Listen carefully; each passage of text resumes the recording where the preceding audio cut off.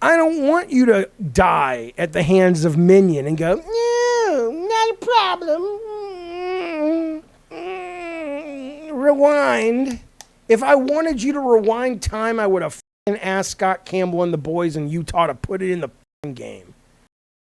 They are bringing back My Children Twisted Metal 1 and 2. If you have PlayStation Premium, it'll be in Classics. It'll have all the stuff all the other ones have. Quick save, custom video filters, rewind, which is kind of interesting, although I don't really like that when you think about it. This kind of goes back to that whole, isn't accessibility great?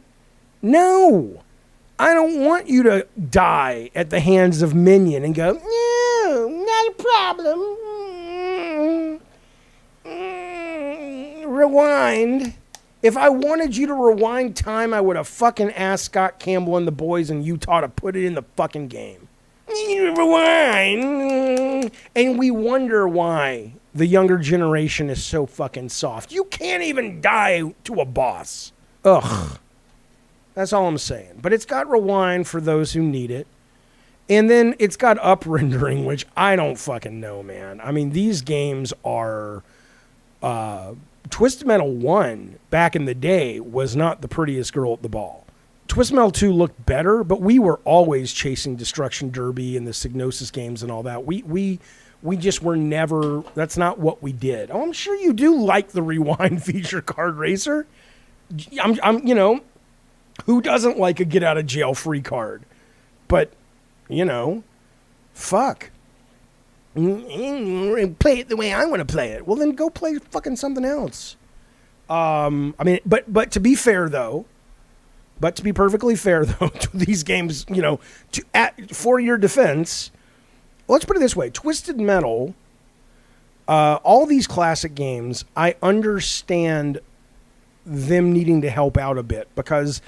they don't play that well. I mean, Twisted Metal 1, if anybody goes to Twisted Metal 1 or Twisted Metal 2 because of the show, if it ends up being good, or their friends say, oh, I grew up with this, and they play it for the first time and there's no nostalgia helping you out, you're going to be like, what the fuck? Twisted Metal 2 does hold up, but it is still clunky and terrible as fuck when it comes to just sort of, you know, controls and expectations of how cars move for a game of that era. So I'm a little bit on the fence about it, but I definitely think you're going to get a lot of people who are going to have their nostalgia goggles ripped off, and they're going to go, oh my God, which is going to be interesting to see. But let me ask you this question, though. Let me fucking ask you this question. So if you, Ricardo says show the game's graphics. Fine. But this idea, TM1, that's great, Jaffe. Internet knows what you want. This idea of video games having like a system that sits above the games that will let you rewind, for example. Do you really want that? Are you telling me that when PlayStation 6 comes out and they say, hey, you know that rewind feature you guys loved in the classics? Every game now, just like, you know, pause or whatever, all the shit you can do, every game now has that sitting above it so you can rewind anything you want. Do you want that? But maybe game developers back in the day, you know, I remember sitting at my friend's house and I saw the commercial for one of the Atari pieces of hardware game systems that came out, and they said, and it was the first time you could ever pause a video game. And I know that sounds crazy.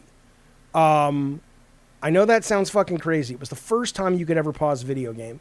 And I wonder if people like Eugene Jarvis, who made Defender and all this shit, or the guys who made Gyrus and Time Pilot and shit, I wonder if they were sitting around going, what the fuck? If you can pause the game, it's breaking the flow, right? I don't know how I feel about that.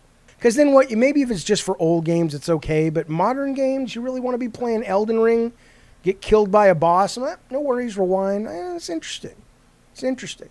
I mean, even just looking at this brings back, I mean, all of these, like this Calypso picture I have in the other room over there. All this was concept art done by Lee Wilson that they just scanned. These are, I thought the PlayStation was going to be so capable of just crazy batshit stuff that I shot these women, the Calypso girls, and Calypso's in there as well. I don't know if he's going to get closer, but right in this little window. And I thought, okay, we would be able to stream off the disc live video into that window. So this was like a smooth 60 frame, high res at the time thing. And then Single Track calls me, 6 months after we shoot and go, we can only afford to put 2 frames in there. And I'm like, fuck. So if you look at it, you can't even tell what it is, but those are a bunch of bikini girls. Yeah, the graphics look okay comparatively, but I will say that they, I will say that the controls, I think people are going to find lacking a lot.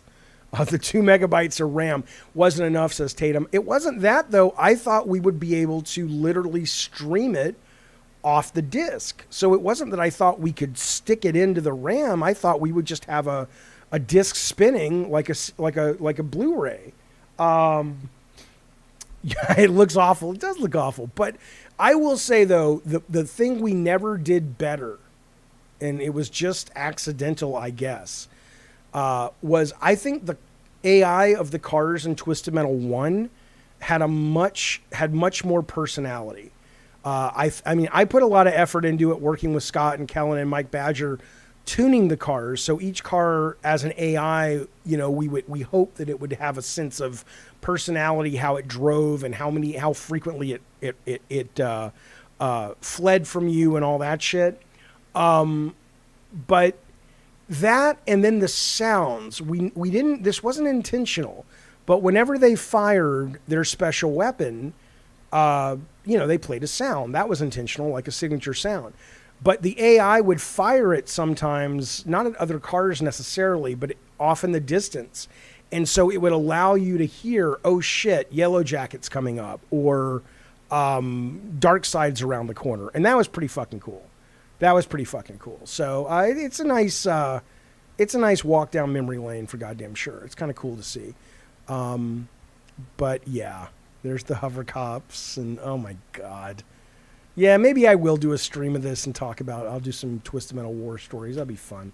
All right, let's move on though. But these are coming out on the 18th, I think. So yeah, check them out if you're interested in such shenanigans.